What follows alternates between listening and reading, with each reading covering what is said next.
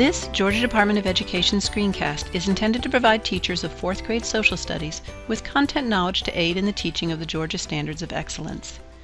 In this screencast, we will specifically examine how the English colonists' conflict with the French colonists over the territory encompassing the Ohio River Valley, known as New France, became a metaphorical thorn in the side of those same English colonists despite having won the land that was in contention. It was in fact King George III's handling of this land and the taxes he levied to compensate for the expenses of the war that led to the cry of no taxation without representation, and eventually the American Revolution. Students understandably have a lot of questions and confusion surrounding the French and Indian War and its role as a major cause of the American Revolution. One of the questions most frequently asked is, why is it called the French and Indian War if the British colonists were fighting in it? They may also have trouble understanding how this war, with a seemingly successful outcome, ended up being the root of the larger problem that ended with the colonists declaring their independence from England. To understand these issues, students will need to understand a bit about how the land of colonial North America was distributed and used. The English colonies continued to grow at incredible speeds, and the people came to live on and settle the land. They built cabins, planted crops, set up shops, and clearly planned to live here.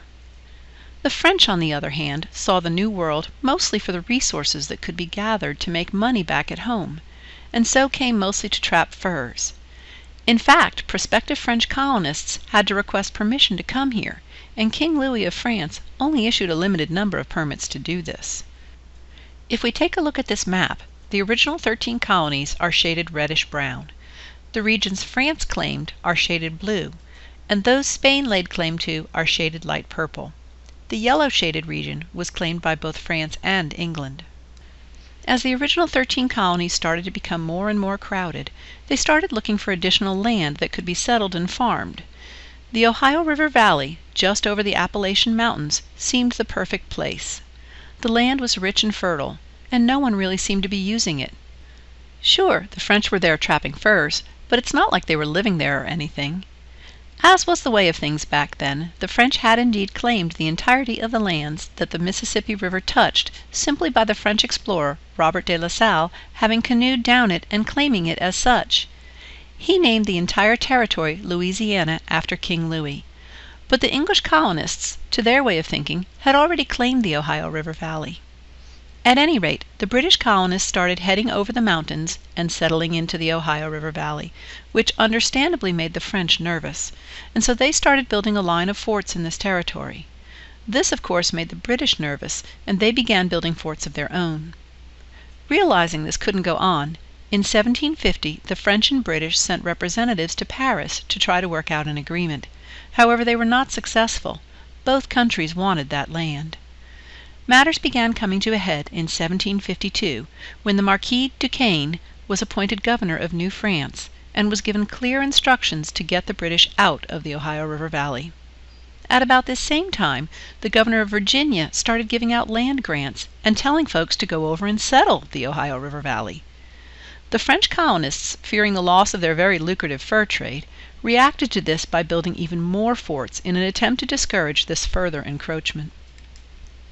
The Virginia governor sent 21-year-old Major George Washington to tell them to leave the valley immediately, and as you can imagine, their answer was a resounding no.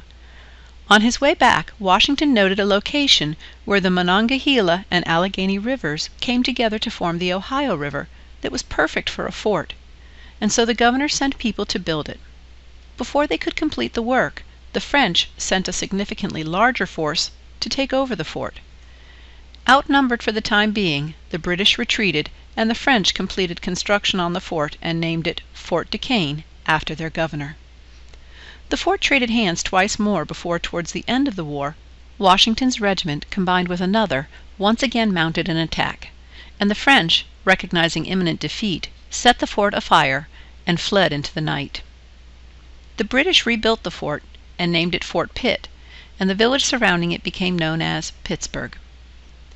Now, students will surely wonder why this conflict became known as the French and Indian War when it was the French and British that were fighting. To answer that, we must take a look at the relationships the colonists had with the American Indians in the region. You see, none of the tribes particularly liked the British, as their farms and villages prevented the American Indians from using the land for hunting grounds, whereas the French, not wanting to settle the land, but only harvest the furs, had developed trading alliances with the local Huron tribes. And so when the conflict began, the Huron sided with the French. The Iroquois, on the other hand, had no great love for the British either, but they really hated the Huron, and had a history of fighting with them. And so they sided with the British. The British, being the victors, tended to name their wars after whomever they were fighting, and so in this case the war is named for the French and the Indians. The repercussions of the French loss of this war, which was actually a part of a larger war between France and England called the 7 Years' War, were staggering. The French, which had claimed the largest portion of North America, lost all of its holdings here except for New Orleans. They gave the portion called Louisiana to Spain, who had joined the war near the end on the side of France, in exchange for Spain giving Florida to England. At the time we were far more interested in Florida as a buffer to Spain than the much larger chunk far to the west. England would of course get the Ohio River Valley region that all of this had been about in the first place. So it seems like everything worked out the way the British colonists wanted, so why on earth did this become a cause for our own Revolutionary War? Well, shortly after winning the Ohio River Valley, the British general over the Great Lakes region put in place policies that the American Indian tribes did not like at all. Many tribes banded together under the Ottawa leader Pontiac and rebelled. They destroyed many forts and killed hundreds of the colonists. As a result of Pontiac's rebellion and the expense of other fights with the American Indians, King George III of England decided that the English could not move into the Ohio River Valley that they had just won from France after all. Instead, he wrote a proclamation saying everything west of the Appalachian Mountains would be reserved for the American Indians in order for there to be peace. This becomes a bone of contention later for the American Revolution, as the colonists had wanted that land to settle. Needless to say, they did not like this proclamation at all. An even bigger bone of contention was the way King George III decided to pay for the costs of the war. The Stamp Act, one of many other such acts, passed by British Parliament to help pay for the costs of the French and Indian War, were very unpopular. The Stamp Act placed a tax on all printed documents, such as newspapers, contracts, licenses, and the like, that colonists used. It was through these various acts that the king intended for the colonists to help pay for their portion of fighting the French and Indian War.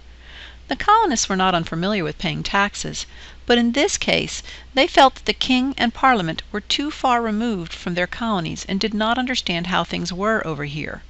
And as the colonists had no representation in Parliament, England's legislative branch, they felt they had no voice with which to make him aware of their concerns, and so they felt that these new taxes were very unfair, and the cry, "No taxation without representation," began.